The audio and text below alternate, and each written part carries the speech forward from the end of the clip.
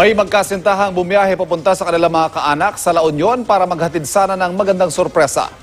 Pero nasawi po sila sa kalagitnaan ng biyahe ng masalpok ng bus ang sinasakay nilang tricycle. Nakatutok si Salima Refran. Maluwag ang kalsada sa Aringay, La Union nang huminto at lumiko pa kaliwa ang isang tricycle. Hanggang sa loob ng tricycle, nakakapit ang pasaherong si Romalyn Mercado sa braso ng kasintahang si Ramil Parotsa.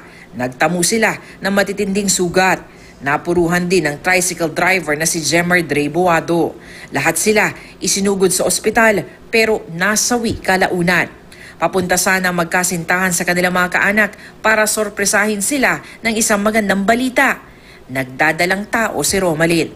Kaya triple ang sakit na nararamdaman ngayon ng kanilang mga kaanak sa kanilang paglisan. Bait ng kuya ko eh. Sobrang bait. Pati sa trabaho, lahat kahit dito, walang masabi. Pati bibi nadamay. Ilang beses na sinabing uwi, nakapuspong-puspong. Hindi matuloy-tuloy. Oo, hindi nga talaga alam din na uwi yun. Wala pang detalye sa nangyari sa nakabanggang bus driver. Pero nagkausap na raw ang bus company at mga naulila ng mga biktima.